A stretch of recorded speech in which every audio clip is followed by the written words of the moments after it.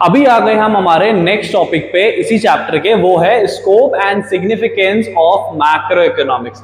अभी इसमें हमें क्या पढ़ने के लिए मिल रहा है कि भाई जो मैक्रो इकोनॉमिक्स के स्कोप हैं वो क्या है। तो हमें यहाँ पे पता चलेगा कि कह रहे हैं कि macroeconomics helps to study the various factor of economy. मतलब कोई मैक्रो इकोनॉमिक्स का जो स्कोप है वो क्या बहुत ज्यादा ब्रॉड है, क्योंकि मैक्रो इकोनॉमिक्स में हम सिर्फ ऐसा नहीं कि कोई एक ही चीज को स्टडी कर पा रहे हैं, हम यहाँ पे बहुत चीजों को स्टडी कर पा रहे हैं। क्या क्या चीज को स्टडी कर पा रहे हैं और किन किन चीजों के हम सॉल्यूशन यहाँ पे ढूंढ पाते हैं उसके बारे में पढ़ते हैं। अगर हम मैक्रो इकोनॉमिक्स को स्टडी कर रहे हैं, क्योंकि मैंने कहा इकोनॉमी रिलेटेड प्रॉब्लम को पढ़ेंगे, तो क्या हम लोगों की इनकम के बारे में पढ़ेंगे। अगर इनकम के बारे में पढ़ेंगे तो क्या हम यहाँ पे नेशनल इनकम को फाइंड आउट कर सकते हैं कि हमारे देश में कितनी इनकम हम जनरेट कर पा रहे हैं। तो ये भी तो एक इकोनॉमी रिलेटेड प्रॉब्लम होगी। अगर किसी कंट्री की इनकम बहुत ज्यादा कम है तो क्या ये इकोनॉमी रिलेटेड प्रॉब्लम हुई? हाँ बिल्कुल हुई, क्योंकि भाई किसी कंट्री की इनकम क्या कम होनी चाहिए? नहीं होनी चाहिए, वहां पे क्या होना चाहिए? ग्रोथ होनी चाहिए। ठीक है, तो अभी यहाँ पे हम क्या पढ़ रहे हैं, मैक्रो इकोनॉमिक्स में हम एस्टिमेट कर सकते हैं नेशनल इनकम। अगर हम मैक्रो इकोनॉमिक्स को स्टडी करते हैं तो macroeconomics help us to find out the national income of the country and related aggregates.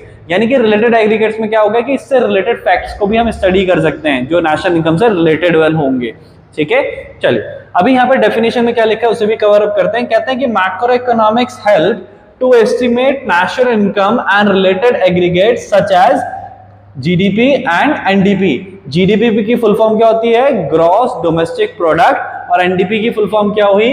Net domestic product. ठीक है, पता चला?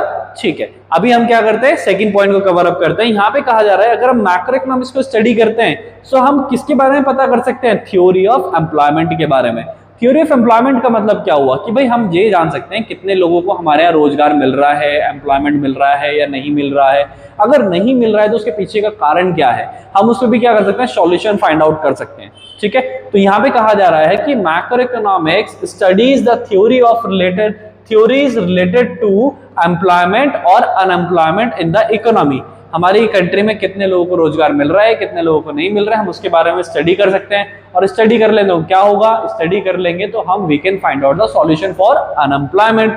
फाइन, तो इस तरह से हमने इसको समझ लिया कि भाई इसके स्कोप में दो चीज तो आ जाती हैं। एक तो आ जाता है कि नेशनल इनकम को हम एस्टिमेट कर सकते हैं, और दूसरा हम अनएम्प्लॉयमेंट को भी रिड्यूस करने में हेल्पफुल है, क्योंकि हम प्रॉब्लम्स को स्टडी करेंगे। ठीक है, आप इसे पढ़ के समझ के अपने पॉइंट्स भी तैयार कर सकते हैं। ठीक है, चलिए कंटिन्यू करते हैं।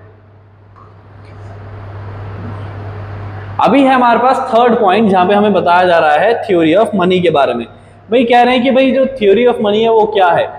Basically macroeconomics also help to study the role of central bank. यानी कि अगर हम क्या करते हैं, मैक्रो इकोनॉमिक्स को स्टडी करते हैं तो हम किसके रोल के बारे में पता कर सकते हैं, यानी किसके रोल को समझ सकते हैं कि हमारा जो सेंट्रल बैंक है, सेंट्रल बैंक का मतलब आरबीआई।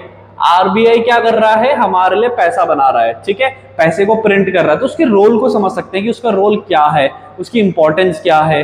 ठीक है, और उसको कितना मनी सप्लाई मार्केट में करने की जरूरत है। तो यहाँ पे यही चीज कहा जा रहा है कि भाई macroeconomics help to study the role of central bank in regulating the supply of money in the economy. ठीक है, क्या करने में हेल्प करता है कि भाई आरबीआई को कितना पैसा मार्केट में रिलीज करना है, कितना नहीं करना है, तो इसके रोल को भी हमें समझाने में हेल्पफुल है मैक्रो इकोनॉमिक्स। चलिए अभी हम क्या करते हैं, फिर से कंटिन्यू करते हैं हमारे इसी के नेक्स्ट टॉपिक पे। चलिए, जो कि क्या है, फोर्थ पॉइंट है हमारा। इसमें हमें बताया गया है कि हमारा जो थ्योरी ऑफ जनरल प्राइस है, इन्फ्लेशनरी एंड डिफ्लेशनरी गैप्स के बारे में भी हमें हेल्पफुल है। हम अगर मैक्रो इकोनॉमिक्स को स्टडी करेंगे तो हमें क्या पता चलेगा? इन्फ्लेशन और डिफ्लेशनरी गैप के बारे में पता चलेगा। लेकिन पहले ये समझते हैं कि भाई ये इन्फ्लेशन क्या है और ये डिफ्लेशन क्या है, अदरवाइज तो हमारे सर के ऊपर से उड़ जाएगा ये, है ना। अभी इन्फ्लेशन का मतलब समझो, मार्केट में क्या है, कोई कमोडिटी है, जैसे कि मेरे हाथ में ये पेन, लगातार कुछ महीनों से हम मान लेते हैं कि मार्केट में रॉ मटेरियल की शॉर्टेज थी, इंक नहीं आ रही है ना। तो इससे क्या होगा, मार्केट में सप्लाई हो पाएगी? नहीं हो पाएगी। आपको हो सकता है जरूरत हो 12 पीस की, 12 पेन की, लेकिन मार्केट में सिर्फ सप्लाई है 8। ठीक है, तो क्या आप 8 पीस लेके सेटिस्फाइड हो जाओगे? बिल्कुल भी नहीं होंगे। आपको क्या जरूरत थी? आपको तो 12 पीस की जरूरत थी। तो अब क्या होगा, आपकी डिमांड है लेकिन पीछे से सप्लाई नहीं है। तो ऐसे में कंडीशन में कई बार जो प्राइस है इस कमोडिटी की, आपकी डिमांड होने से वो इंक्रीज होती चली जाएगी। मार्केट में जब भी क्या होगा, प्राइस बढ़ने लगता है तो इसको बोलते हैं इन्फ्लेशन, यानी कि महंगाई बढ़ रही है लेकिन सप्लाई नहीं आ रही है। ठीक है, और इसी का अपोजिट है डिफ्लेशन, कि सप्लाई तो है लेकिन लोगों की डिमांड नहीं आ रही है। सपोज मार्केट में इस बार क्या है, 20 पेन अवेलेबल हैं, लेकिन आप डिमांड कर रहे हो कि मैं सिर्फ 3 खरीदूंगा या 4 खरीदूंगा, ठीक है। तो इस तरह से क्या है, डिमांड तो कम है लेकिन सप्लाई ज्यादा है, तो इससे क्या होता है कि जो मार्केट में प्राइस है वो गिरने शुरू हो जाता है, इसे बोलते हैं डिफ्लेशन। सो ये जो महंगाई बढ़ती है और गिरती है, गिरावट आती है, तो इसको हम स्टडी कर सकते हैं किसके थ्रू, मैक्रो इकोनॉमिक्स के थ्रू हम स्टडी कर सकते हैं, ठीक है।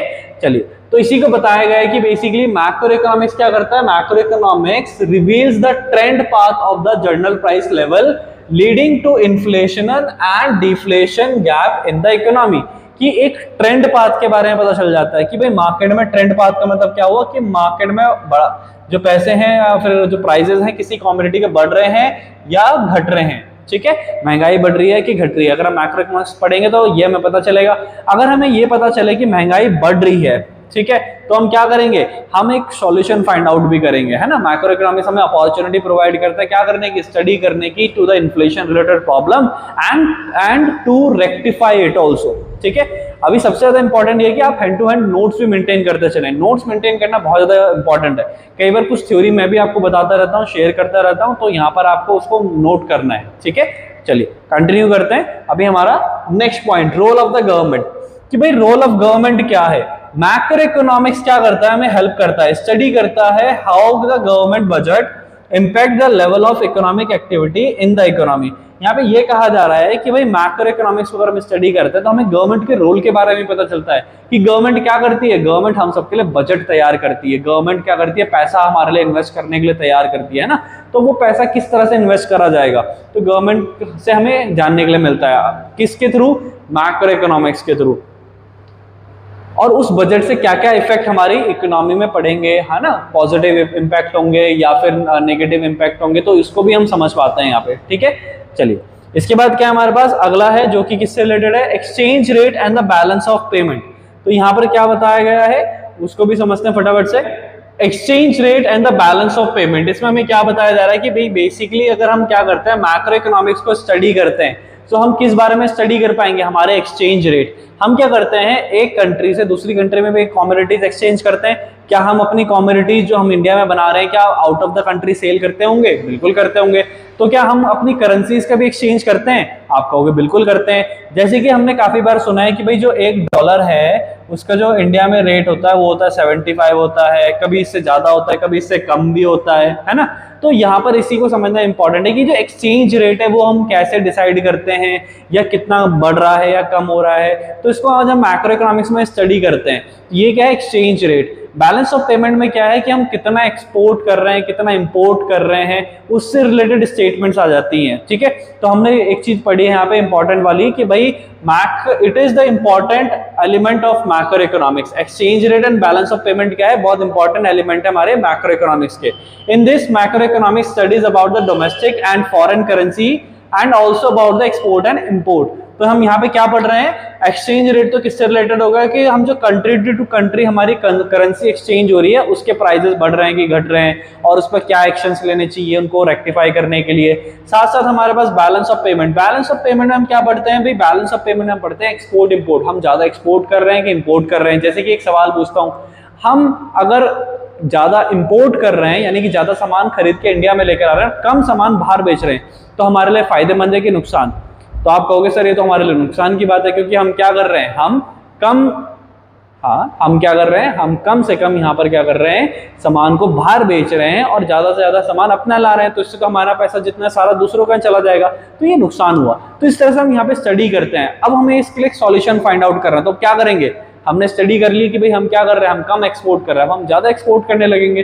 तो यही चीज है हम मैक्रो इकोनॉमिक्स में डिटेल में एनालाइज करते हैं किस सेक्टर से हमें कौन कौन सी प्रॉब्लम हो रही है और उसका सॉल्यूशन फाइंड आउट करते हैं। तो मैक्रो इकोनॉमिक्स इस तरह से हमें हेल्पफुल है हर सेक्टर के लिए, हर तरह से।